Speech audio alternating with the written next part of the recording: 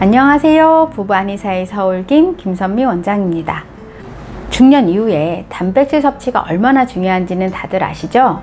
우리 단백질은 근육의 주 원료가 될 뿐만 아니라 대사에 필요한 효소라든지 호르몬의 원료가 되는 것도 이 단백질입니다.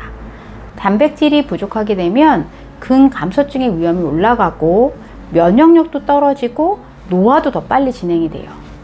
근데 단백질 하면 어떤 게 가장 먼저 떠오르시나요?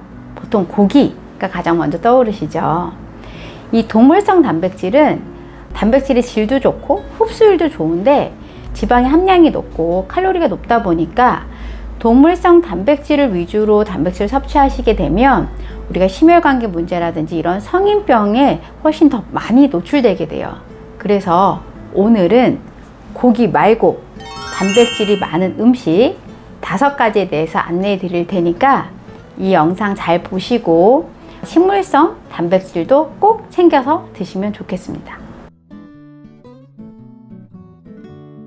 첫 번째는 콩입니다.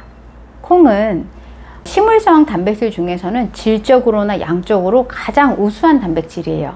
대두 100g에 단백질 양이 한 34g 들어있다고 하는데 닭가슴살 100g에 단백질이 35g입니다. 그러니까 거의 같은 양의 단백질이 있는 거죠. 슈퍼 곡물이라고 그래서 요즘 렌틸콩과 병아리콩의 수입이 엄청 많이 늘었다고 해요. 지금 표에서 보시는 것처럼 우리가 원래 먹고 있던 대두나 서리태와 비교했을 때 큰 차이가 없습니다. 콩 자체가 단백질 함유량이 아주 높아요. 소화기가 좀 약하다 하시는 분들은 검은 콩의 이런 조직이 좀 더 단단합니다. 소화기가 약하신 분들은 노란 콩이나 아니면 병아리콩, 렌틸콩을 드시는 것을 더 권합니다. 두 번째는 두부입니다. 두부도 콩으로 만든 거 아니야? 네, 맞습니다. 그런데 이렇게 밥에다가 콩을 넣어서 먹기가 좀 부담스럽거나 소화가 안 된다 하시는 분들은 두부를 이용하시는 것이 좋습니다. 두부를 만드는 과정을 보면 이 콩을 불려서 그거를 갈아서 익힌 다음에 콩 비지를 빼고 나머지 콩물을 받아서 거기 간수를 넣어서 응고시킨 게 두부예요. 그래서 이런 가공 과정을 통해서 사실 단백질이나 식이섬유는 조금 부족해지지만 소화가 훨씬 더 부드러운 형태의 음식이 됩니다. 소화기가 좀 약하신 분들은 콩을 이 두부를 이용해서 섭취하시는 게 좋은데요. 콩에 들어있는 단백질은 수용성이라고 해서 물에 잘 녹는 단백질이에요. 물이 좀 있는 형태의 순두부를 떠서 드셔도 충분히 단백질 섭취가 잘 되니까 나의 위장 상태에 맞춰서 드시면 되겠습니다.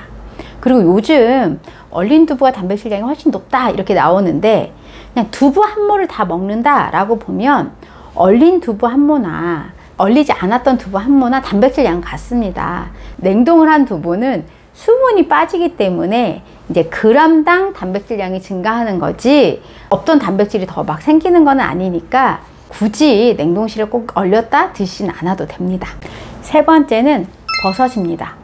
버섯은 산에서 나는 고기라는 별명이 있을 정도로 우리가 단백질도 풍부하고 거기에 식이섬유, 그다음에 비타민 B라든지 D 그리고 항산화 물질을 정말 다량으로 함유하고 있는 게 이 버섯이에요. 버섯의 종류가 많죠. 뭐 팽이버섯, 느타리, 표고버섯. 근데 이런 종류와 상관없이 대체적으로는 한 100g당 2.5에서 3.3g 정도의 단백질을 가지고 있어서 우리 계란 한 반 개 정도의 단백질 양이라고 보시면 돼요. 거기에 특히 버섯은 칼로리가 낮습니다. 체중을 좀 감량해야 되는 분이라면 이 단백질 섭취에 있어서 버섯을 많이 이용하시면 좋아요.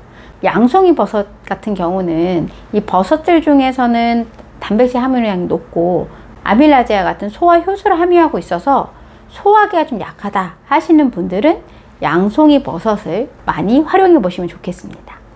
네 번째는 견과류 중에 아몬드와 호박씨입니다. 견과류로 하루에 필요한 단백질을 다 섭취하실 수는 없지만 견과류로 단백질 좀 더 보충한다고 했을 때는 아몬드나 호박씨를 선택하시면 좋습니다.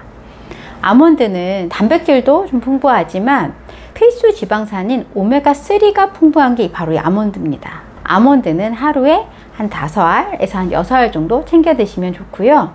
또 호박씨도 마찬가지로 단백질도 풍부하지만 불포화 지방산을 포함하고 있어서 혈관벽의 찌꺼기를 개선시키는 데 도움을 주고, 칼슘이나 마그네슘 같은 이런 무기질이 풍부해서 우리 몸의 노폐물을 바깥으로 내보내주는 데 도움을 줍니다.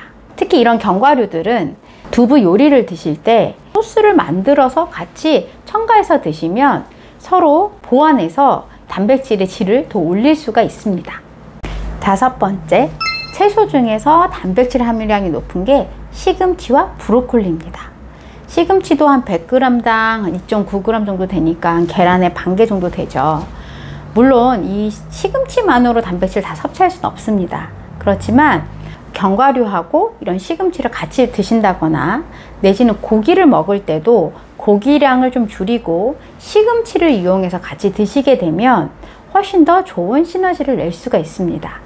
브로콜리는 야채 중에서는 단백질 함량이 높고 비타민C가 아주 풍부한 야채예요. 그래서 비타민C, 그럼 대표적으로 레몬을 떠올릴 수 있는데, 레몬보다 비타민C 함유가 더 높은 게 이 브로콜리입니다.